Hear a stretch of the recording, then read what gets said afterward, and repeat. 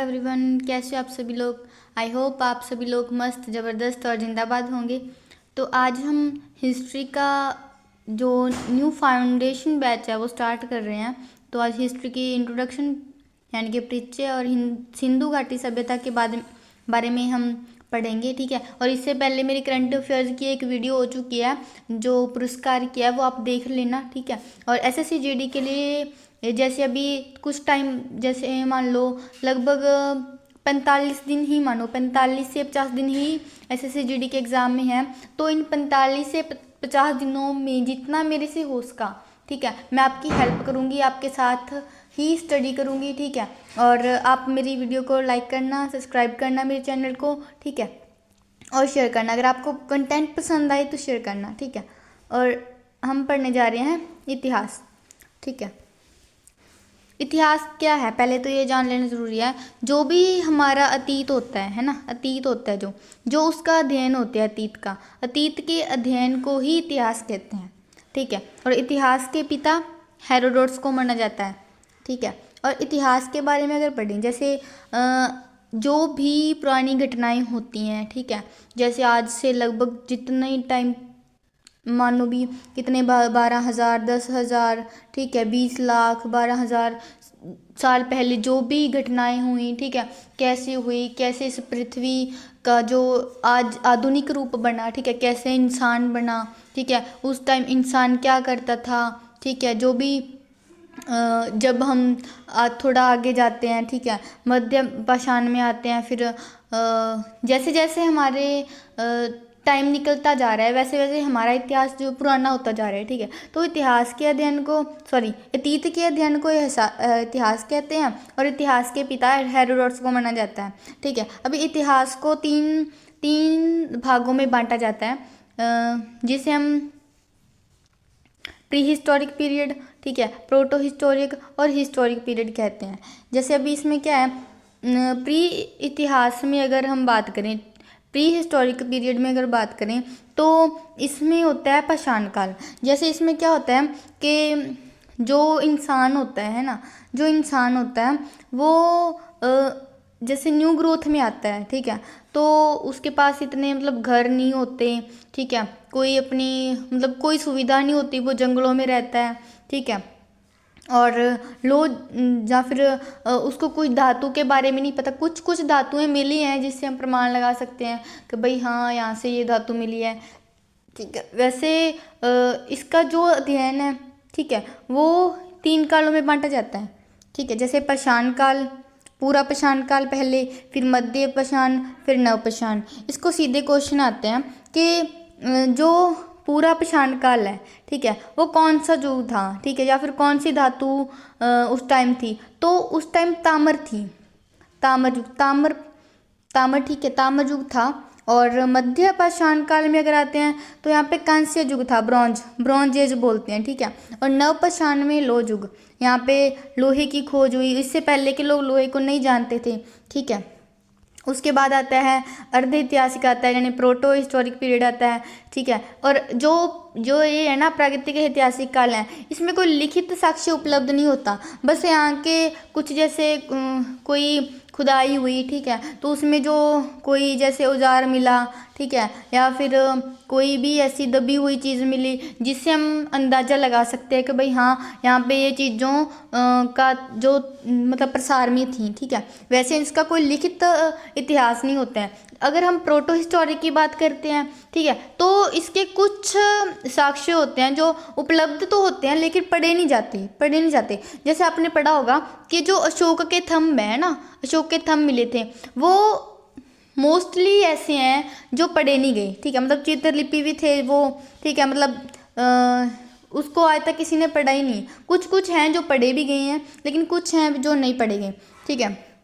जो ऐतिहासिक पीरियड आता है उसमें लिखित ही मिलते हैं, सारे लिखित शास्त्र मिलते हैं जिससे पढ़ा भी जाता है। जैसे हमारे ऋग्वेद आ गए, ठीक है, ऋग्वेद आ गए, सामवेद आ गया, ठीक है। और जो भी हमारे जैसे क्या बोलते हैं, भारत में जो हुआ था, जो युद्ध हुए थे, ठीक है, रामायण हो गई, हमारी रामायण मिलती है, ठीक है, वो इस ऐतिहासिक काल में मिलती है।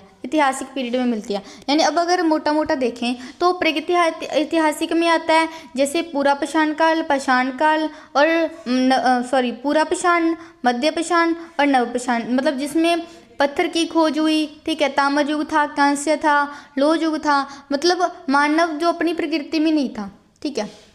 और अर्ध ऐतिहासिक में आते हैं कि इसके लिखित साक्ष्य मिलते हैं लेकिन पढ़े नहीं जाते, ठीक है, पढ़े नहीं जाते। वो ऐतिहासिक में उपलब्ध होते हैं, जैसे जो हाँ आज तक हम पढ़ते आ रहे हैं, रामायण पढ़ रहे हैं ना, ये चीज़ें सारी ऐतिहासिक काल में आती हैं, ठीक है। तो अभी पढ़ेंगे पाषाण काल को, पाषाण काल को, ठीक है। पाषाण काल में क्या है, पाषाण काल को मैंने बताई दिया 3 युगों में बांटा हुआ था, पूरा पाषाण, मध्य पाषाण, नव पाषाण, ठीक है। पूरा पाषाण को ताम्र बोलते थे, मध्य को ब्रॉन्ज बोलते थे, नव पाषाण को लौह युग बोलते थे, ठीक है। अभी हम पाषाण काल पढ़ेंगे, ठीक है। पाषाण काल क्या है? भारत पाषाण काल में पत्थर के जो औजार थे उसका प्रयोग करता था, ठीक है। और इसको लगभग 3 भागों में बांटा गया, ये मैंने पहले बता ही दी है, ठीक है। भारत में सर्वप्रथम 1863 में, ठीक है, रॉबर्ट ब्रूस फुट ने पाषाण काल की जो खोज की थी, ठीक है।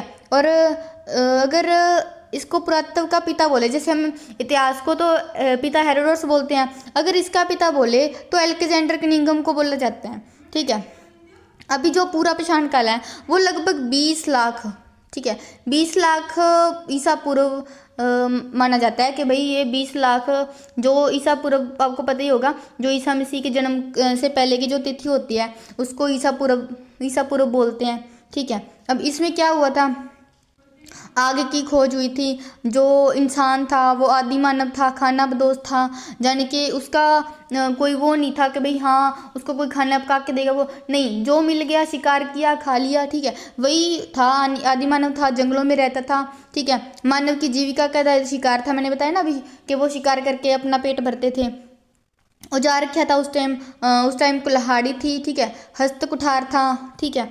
और अगर हम पूरा पाषाण हो गया, पूरा पाषाण में कुछ स्थान मिले हैं, जैसे सोहन घाटी मिली है, बेलन घाटी मिली है, भीमबेटका, नेवासा, पहलगाम, ठीक है। तो इसमें से कुछ इंपॉर्टेंट है, जैसे सोहन घाटी पंजाब अभी के पाकिस्तान के साइड है, तो जैसे पंजाब है तो पंजाब की इस साइड जो पाकिस्तान है उसमें सोहन घाटी मिलती है, ठीक है। बेलन घाटी हमारी मिर्ज़ापुर में है, भीमबेटका हमारा भोपाल में है। तो ये तीन चीज़ें इंपॉर्टेंट है, ये पूछता है, ठीक है। अगर आप सीजीएल की तैयारी कर रहे हो तो उसमें ये आप 5 ही याद करना, क्योंकि ऐसे ही मतलब डीपली जाके पूछता है एग्जामिनर। मोस्टली सोहन घाटी कहाँ थी, बेलन घाटी, भीमबेटका, नेवासा, पहलगाम, है ना। अगर मध्य पाषाण काल की बात करें तो ये 12,000 ईसा पूर्व से पुराना है, ठीक है, मतलब ईसा मसीह के 12,000 साल पहले की बात है ये, ठीक है।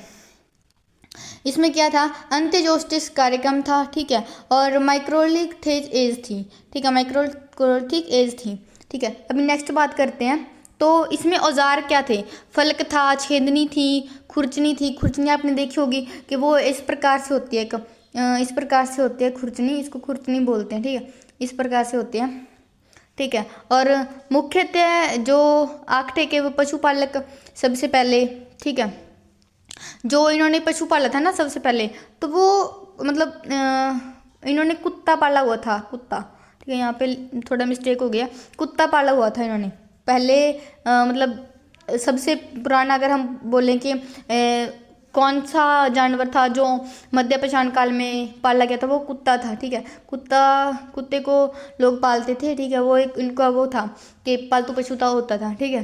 मध्यकाल में जो स्थान मिले थे, आदमगढ़ मिला था मध्य प्रदेश में, बागेर मिला था राजस्थान में, ठीक है।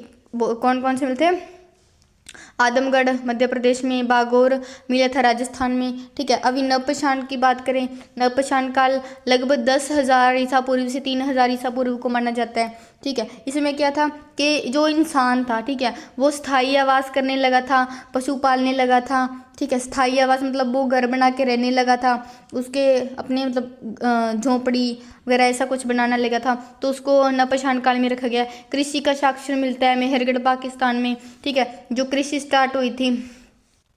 और अगर पहली खेती की बात करें तो 7,000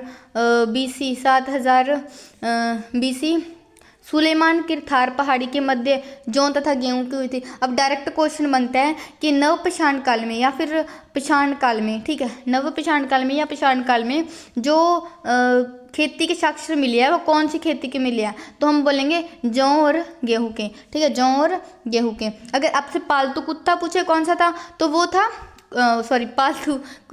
पालतू पशु अगर पूछे तो वो कुत्ता था, ठीक है, वो मध्य पाषाण काल में था। और नव पाषाण काल में था जो लोग स्थायी आवास करने लगे थे, कृषि साक्ष्य मिले, ठीक है। सुलेमान किरथार की पहाड़ी में मध्य में मतलब जो क्या बोलते हैं उसको, जौ और गेहूं मिली, ठीक है। जौ पहली फसल थी, ठीक है। गेहूं और कपास की खेती प्रमाण है, ठीक है। अगर फसल काटने का औजार था, ठीक है, फसल काटने के औजार भी मिले थे। और नवपाषाण काल में जो स्थल मिले हैं, ठीक है, कोहलीबा उत्तर प्रदेश में सबसे पहले 1700 ईस्वी, इसमें चावल के साक्ष्य मिले हैं, ठीक है। प्रयागराज जो उत्तर प्रदेश में है, ठीक है, आप सभी जानते होंगे प्रयागराज को, चावल की खेती मिली थी। चिरांद बिहार में हड्डियों के उपकरण, हड्डियों जैसे हड्डियों से बने हुए औजार या फिर ऐसा है ना, हड्डियों से मिले उपकरण मिले थे चिरांद में, बिहार में, ठीक है। अगर आगे बात करें नवपाषाण काल में स्थल कौन से मिले थे, जैसे अभी इसी का पार्ट है वो, ठीक है। ब्रह्मगिरी मिला था, कर्नाटक में बाजरा की खेती हुई थी यहाँ पे, ठीक है। और इंसानों के साथ पालतू पशु का शवादान, मतलब जने ऐसा है कि अगर कोई इंसान मर गया, ठीक है, अगर इंसान मर गया है तो उसके साथ पालतू पशु को भी दफनाया जाता था, उनका मतलब शमशान घाट में ना उनको साथ में दफनाया जाता था, पशु को भी। तो ऐसा ब्रुज होम में मिला था श्रीनगर में, ठीक है। और गुफराल श्रीनगर में मिला है, कुम्हारों की गुफा थी, कृषि और पशुपालन था, ठीक है। और अगर हम ताम्र युग की बात करें धातु के आधार पर, है ना, ताम्र युग बोलते हैं, मैंने आपको पहले भी बताया था कि जो पूरा पाषाण है उसमें ताम्र की खोज हुई, ठीक है, तांबे की खोज हुई, मानवों द्वारा पहली धातु की खोज हुई, ठीक है।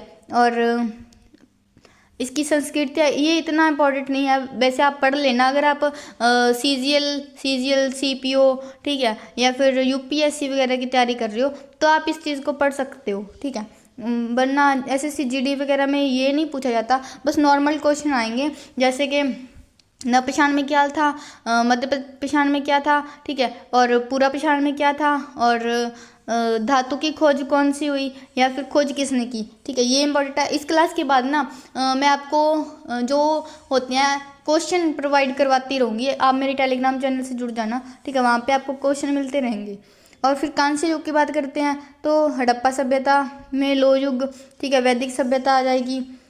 और अगर हम सिंधु घाटी सभ्यता जो दयाराम साहनी ने इसकी खोज की थी, है ना, हड़प्पा की, इसके बारे में बात करते हैं। इसे कांस्य युगीन सभ्यता कहते हैं, कांस्य जो युग सभ्यता बोलते हैं इसको, ठीक है। मेसोपोटामिया मिस्र और चीनी सभ्यता की समकालीन थी, ठीक है। प्रथम नागरीय सभ्यता या फिर यहाँ पे जो मतलब था ना नगरीय व्यवस्था थी, जैसे सड़कें होती थी, ठीक है, और सड़कों के साथ ही नाली होती थी और यहाँ पे घर होते थे, ठीक है। तो इस प्रकार से नगरीय सभ्यता थी, ठीक है। और नामकरण इसका किया है जॉन मार्शल ने, ठीक है। प्रथम खुदाई स्थल हड़प्पा था, दयाराम साहनी ने 1921 में किया था। रेडियो कार्बन डेटिंग C14 की आधार पर काल 2350 या फिर 1750 ईसा पूर्व माना जाता है, ठीक है। और इसकी ये लिपि थी ना, ये भाव चित्रात्मक थी, ये दाएं से बाएं लिखी जाती थी, ठीक है, ये दाएं से बाएं लिखी जाती थी। और हड़प्पा सभ्यता के अगर विस्तार की बात करें ना तो कुछ ये इस प्रकार था, देखो इस प्रकार फैला हुआ था ये, ठीक है। और देखो उत्तर में क्या था, मांडवा चिनाब नदी के किनारे था, मांडवा था चिनाब नदी के किनारे, और पश्चिम में था सूतकांगडोर, और पूर्व में आलमगीरपुर, और दक्षिण में देमाबाद था, ये इंपॉर्टेंट रहता है, पूछा जाता है उत्तर में कौन सा था, पूर्व में कौन सा था, पश्चिम में कौन सा था, दक्षिण में कौन सा था, ठीक है। हड़प्पा सभ्यता के कार त्रिभुजाकार, मैंने बताया ना ये इस प्रकार से था, ये त्रिभुजाकार का था। और ये इसके स्थल है कि हड़प्पा सभ्यता था वो उसका कहाँ से मिले या फिर, ठीक है, क्या क्या खोज हुई वहाँ पे, कौन सी नदी के किनारे था, ठीक है, ये मैं आपको पढ़ाती हूँ। हड़प्पा की खोज 1921 में, ठीक है, दयाराम साहनी ने की, ये मैंने आपको बता ही दिया था। और ये पंजाब पाकिस्तान के ज़िले में मिला हुआ था, ठीक है। और रावी नदी के किनारे था, ये रावी नदी के किनारे था, ठीक है। और कुम्हार का चाक, श्रमिक आवास, अन्नागरा, मातृ देवी की मूर्ति, ठीक है। 37 कब्रिस्तान, एक सींग वाला जानवर, हाथी का कपाल, स्वास्तिक चिन्ह, स्त्री के गर्भ से निकलता हुआ पौधा, ठीक है। इसमें देखो क्या था, कुमार का चाक था, श्रमिक आवास था, और मातृ देव की मूर्ति थी। और इसमें मैं बताऊं कुछ चीज़ें इंपॉर्टेंट है, जैसे कुमार का चाक पूछ लेगा, कुमार का चाक, श्रमिक आवास, ठीक है। अन्न घर जैसे ना कुछ इस प्रकार से होता था, उसमें अन्न रखे जाते थे, मतलब जैसे गेहूं रख दी, ठीक है, चावल रख दिए, जौ रख दी, उसको बाद में उसको ना मिट्टी से लीप दिया जाता था उसको मिट्टी से, तो वो अन्न घर होता था, ठीक है।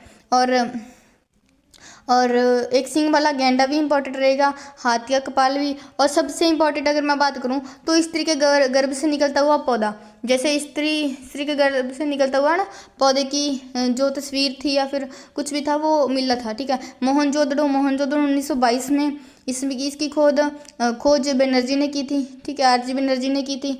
और सिंधु नदी के किनारे था ये, ठीक है। और ये भी पाकिस्तान में ही है, पंजाब पाकिस्तान में ही है, ठीक है। और इसमें क्या था, सबसे अगर इम्पॉर्टेंट बात करें तो इसमें सबसे इम्पॉर्टेंट स्नानघर मिला था, ठीक है। और बाकी इसमें आप पढ़ लेना, कांसे की नर्तकी मिली थी, ठीक है, सूती वस्त्र मिले थे, तांबे की कुल्हाड़ी मिली थी। अगर आगे बात करें तो इसमें से कुछ इंपॉर्टेंट है, जैसे मैं आपको बता देता हूँ, आप उनको एक बार पढ़ लेना, जस्ट आपको एक बार पढ़ने से ही याद हो जाएंगे। क्या थे, कालीबंगा यहाँ पे, ठीक है। जो चूड़ियाँ बनती है ना, चूड़ियों के लिए इम्पोर्टेंट था, ठीक है, चूड़ी बनती थी यहाँ पे। और इसकी खोज बीवी लाल और वी के थापर ने की थी, ठीक है। बीवी लाल ये हनुमानगढ़ जिला में आता है, हनुमानगढ़ जिला राजस्थान में आता है, ठीक है। और धौलावीरा आ जाएगा, चूंजोदड़ो आ जाएगा, ठीक है। और लोथल आ जाएगा। और बनावली हरियाणा में हिसार जिले में आता है, ठीक है। रोपड़ पंजाब में आता है, ठीक है। ये इम्पोर्टेंट है, आप इनको एक बार पढ़ लेना, बाकी मैं एक बार पढ़ा देती हूँ आपको। देखो कालीबंगा में मिला था चूड़ी, ठीक है, और राजस्थान में है हनुमानगढ़ जिला में। बीवी लाल और बी के थापर ने इसकी जो खोज की थी। घाघर नदी जो सरस्वती नदी है उसके किनारे मिला था ये, ठीक है। और धोलावीरा लूणी नदी के किनारे है, रविंदर सिंह ने इसकी खोज की थी। और जिला में है, मतलब कच्छ जिला में है, ठीक है, गुजरात के। और यहाँ पे सिंधु घाटी लिपि मिलती है, ठीक है। और बाकी इतने वो नहीं है, आप पढ़ लेना एक बार, ठीक है, आप याद हो जाएंगे एक बार पढ़ने से। मोहनजोदड़ो का अर्थ क्या होता है, मृतकों का टीला। जैसे मोहनजोदड़ो है ना, वहाँ पे मृतकों का टीला, जैसे कि बोलते हैं कि भाई लाशें मिली थी यहाँ पे, ठीक है। और स्नानघर मिला था, मैंने बता ही दिया, ठीक है। सबसे बड़ा उखनीत हड़प्पा सभ्यता स्थल था, ठीक है। यहाँ की सड़कें एक दूसरे को समकोण पर काटती थी, समकोण पर, जैसे ऐसे एक सड़क यहाँ से आ रही है, एक सड़क ऐसे समकोण पे काटती थी 90 डिग्री पे, ठीक है, इसको बोलते समकोण थी। नगरीय व्यवस्था थी मानो, ठीक है। अभी क्या है, विदेशों से व्यापार होता था। इसकी सामाजिक मातृत्व थी, ठीक है। हिंदू सभ्यता का समाज 4 वर्गों में बांटा हुआ था।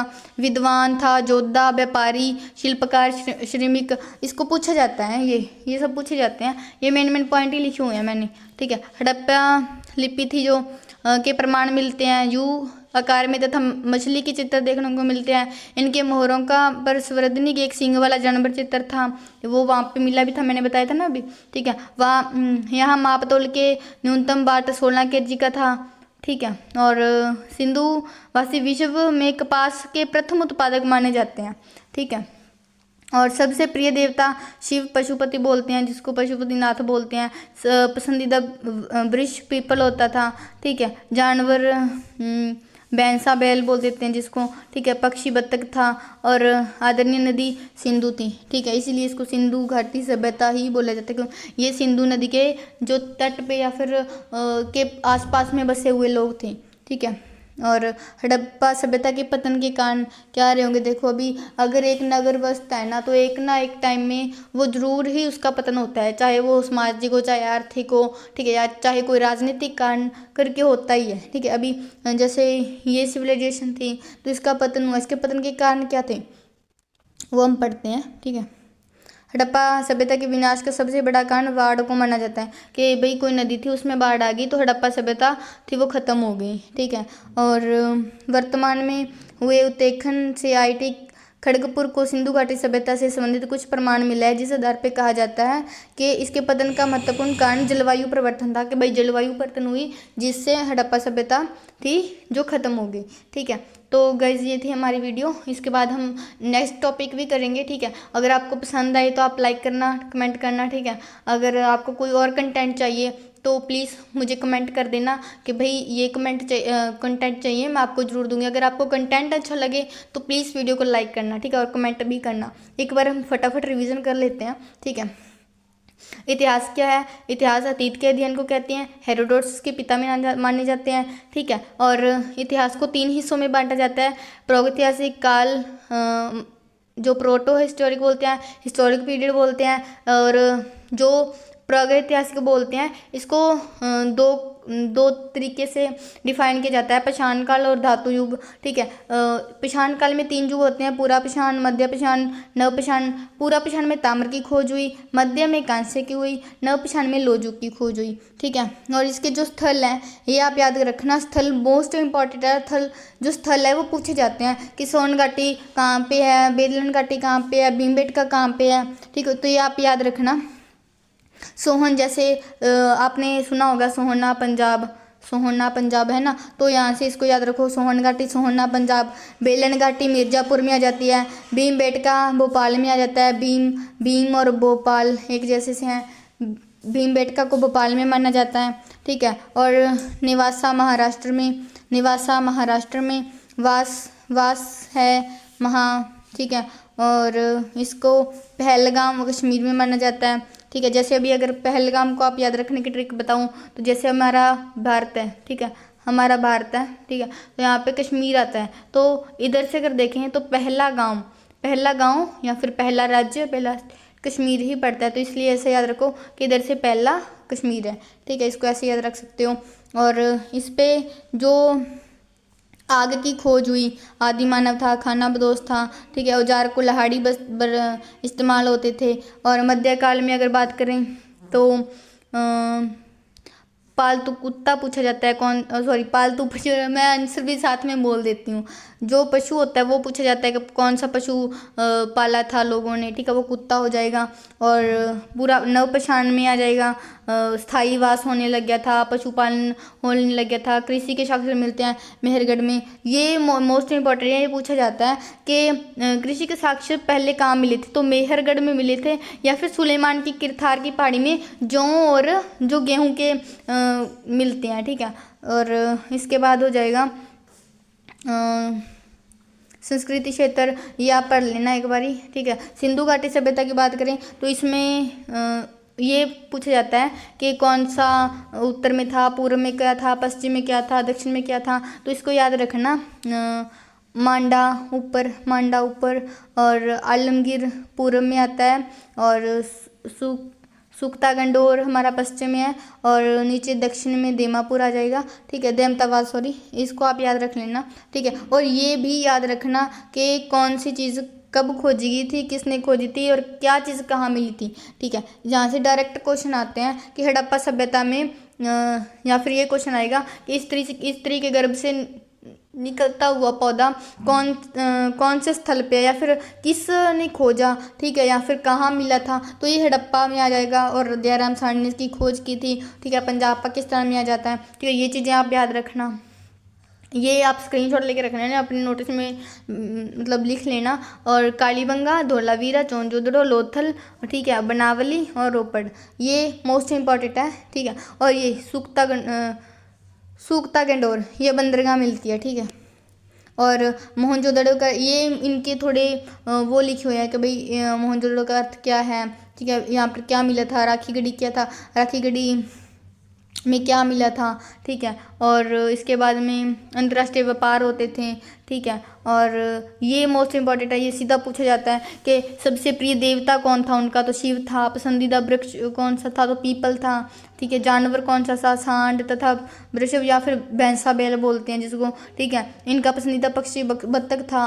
और आदरणीय नदी जिसको बोलते हैं वो सिंधु थी। ठीक है, और बाकी इसके मोस्ट इम्पॉर्टेंट यही है।